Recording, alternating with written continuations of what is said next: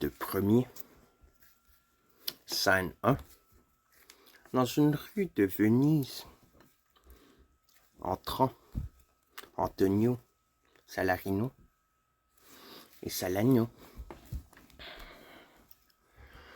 Antonio, de bonne foi, je ne sais pourquoi je suis triste. J'en suis fatigué. Vous dites que vous en êtes fatigué aussi? Mais comment j'ai pris ce chagrin? Où je l'ai trouvé? Rencontré? De quoi il est fait? D'où il est sorti? Je suis encore à l'apprendre. La tristesse me rend si stupide que j'ai peine à me reconnaître moi-même. Salanio, votre âme est agitée sur l'océan. Là où, sous leur voile majestueuse, vos larges vaisseaux, seigneurs et riches bourgeois des flots, dominent sur le peuple des petits navires marchands qui les saluent, incluant, lorsqu'ils passent près d'eux, le dessus de leurs ailes. Salarino, croyez-moi, monsieur, si j'avais une pareille mise dehors, la plus grande partie de mes affections serait en voyage à la suite de mes espérances. Je serais toujours à arracher des brins d'herbe pour savoir de quel côté souffle le vent, à chercher sur les cartes les ports, les môles et les routes. Et chaque objet qui pourrait me faire craindre un malheur pour ma cargaison ne manquerait certainement pas de me rendre triste. Salanio, en soufflant sur mon bouillon pour le refroidir, mon haleine me donnerait un frisson. Je songerais à tout le mal qu'un trop grand vent pourrait causer sur la mer. Je ne pourrais voir un sablier s'écouler que je ne songeasse aux bancs de sable, au bas-fond, où je verrais mon riche entrer engravé, abaissant son grand mat plus bas que ses flancs pour baiser son tombeau. Pourrais-je aller là-bas? Pourrais-je aller à l'église et voir les pierres de l'édifice sacré, sans me rappeler aussitôt les rochers dangereux qui, en effleurant seulement les côtés de mon cher vaisseau, disperseraient toutes mes épices sur les flots et habilleraient de mes soies les vagues en fureur? En un mot, sans penser que riche de tout cela, en cet instant, je puisse, l'instant d'après, n'avoir plus rien? Puis-je songer à tous ces hasards et ne pas songer en même temps qu'un pareil malheur, s'il m'arrivait, me rendrait triste? Tenez, ne m'en dites pas davantage. Je suis sûr qu'Antonio est triste parce qu'il songe à ses marchandises. Antonio, non, croyez-moi, j'en rends grâce au sort. Toutes mes espérances ne sont pas aventurées sur une seule chance, ni réunies en un même lieu. Et ma fortune entière ne dépend pas des événements de cette année. Ce ne sont donc pas mes marchandises qui m'attristent. Salarino, il faut alors que vous soyez amoureux. Antonio, fi donc. Salarino, vous n'êtes pas amoureux non plus. En ce cas, souffrez qu'on vous dise que vous êtes triste parce que vous n'êtes pas gai. Et vous serez tout aussi aisé de rire, de danser et de dire que vous êtes gai parce que vous n'êtes pas triste. Par Janus, au double visage, la nature forme quelquefois d'étranges personnages. Les uns ne laissant jamais qu'entrevoir leurs yeux à travers leurs paupières à demi fermées, riant comme des perroquets à la vue d'un choir de cornemuse, et d'autres d'une mine si renfrognée qu'ils ne montreraient pas seulement leurs dents en façon de sourire, quand Nestor en personne jurerait que la plaisanterie est de nature à faire rire. Salanio. Voici, Bassanio, votre noble allié avec Gratiano et Lorenzo. Adieu, nous vous laissons en meilleure compagnie.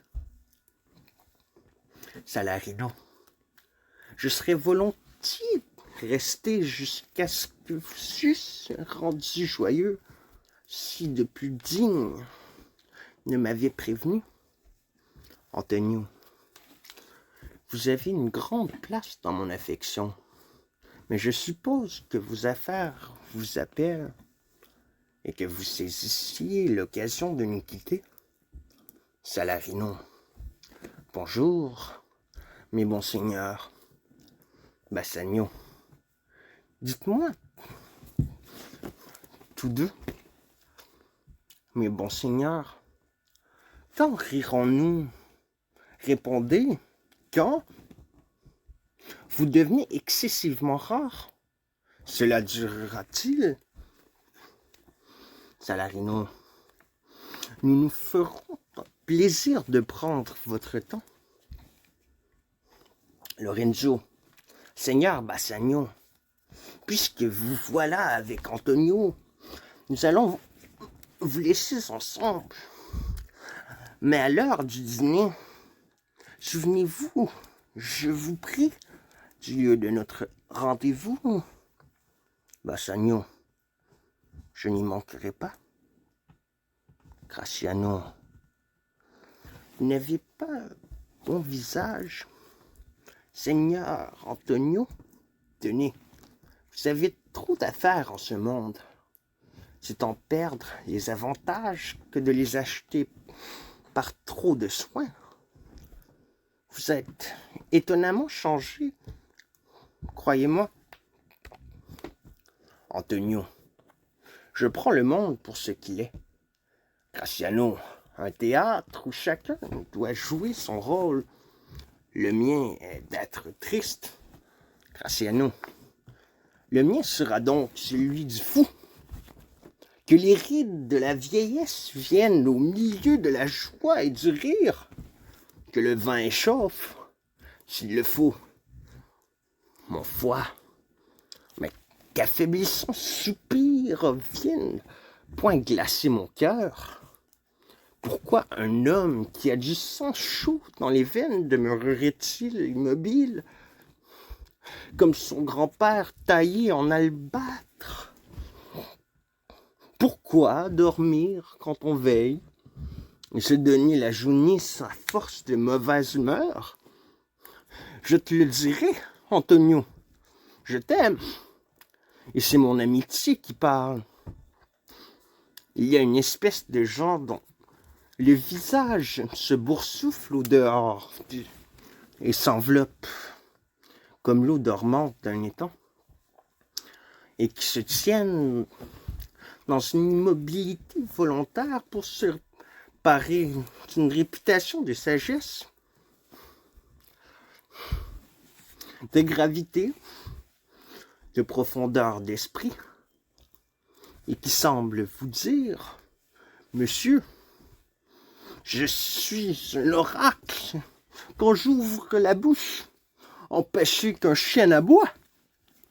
Oh, mon cher Antonio, je connais de ces gens-là qui ne doivent qu'à leur silence, leur réputation de sagesse, et qui, j'en suis sûr, s'ils paraissent silence, leur réputation serait capable d'amener plus d'une oreille.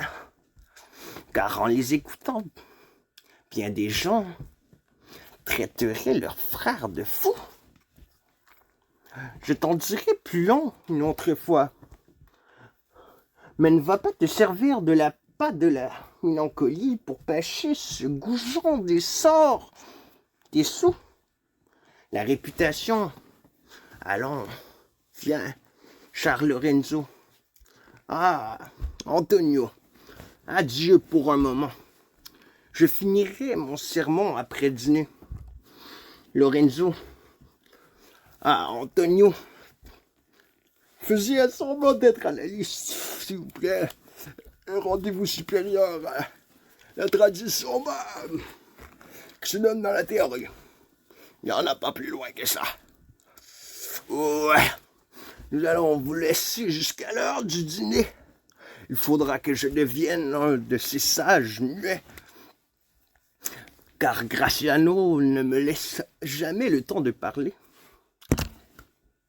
Graciano, c'est bon. Tiens-moi encore compagnie 2 ans. Et tu ne connaîtras plus le son de ta voix. Antonio, adieu. Me rendrai bavard. Graciano, tant mieux, ma foi, car le silence ne convient qu'à une langue de bœuf fumée. Et à une fille qui n'est pas de défaite. Antonio, est-ce là dire quelque chose? Bassanio, Graciano est l'homme de Venise qui débite le plus de rien. Ce qu'il y a de bon dans tous ces discours est comme 2 grains de blé cachés dans 2 boisseaux de sang. On les cherche un jour entier avant de les trouver. Et quand on les a, ils ne valent pas la peine qu'on a prise. Antonio, fort bien, dites-moi, quelle est donc cette dame auprès de laquelle vous avez juré de faire un secret pèlerinage et que vous m'avez promis de me nommer aujourd'hui?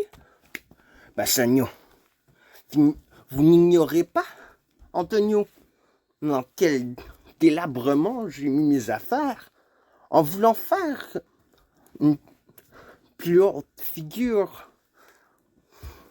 que ne pouvait me le permettre longtemps ma médiocre fortune.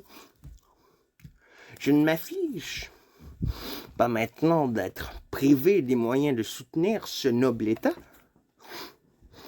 mais mon premier souci est de me tirer avec honneur des dettes considérables que j'ai contractées par un peu trop de prodigalité. C'est à vous, Antonio, que je dois le plus, tant en argent qu'en amitié.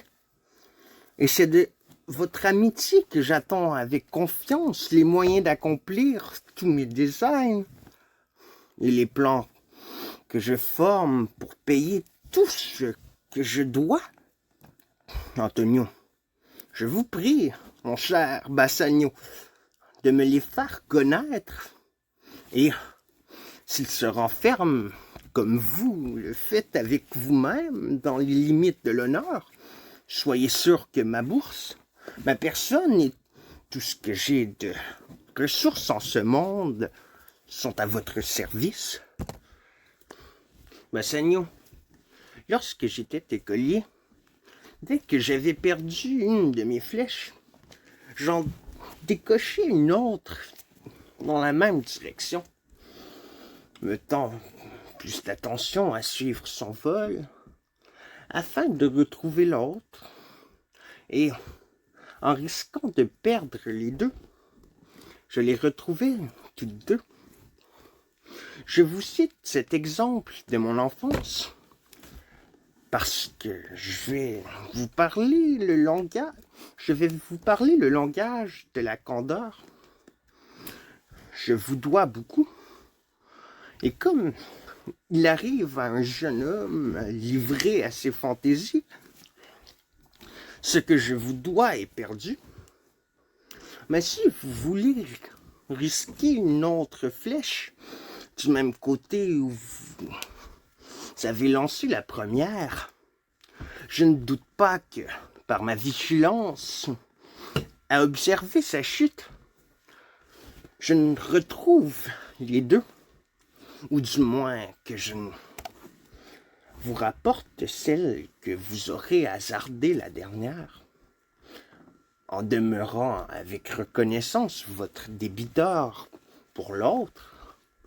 Antonio, vous me connaissez, c'est donc perdre le temps que de tourner ainsi autour de mon amitié par des circonlocutions.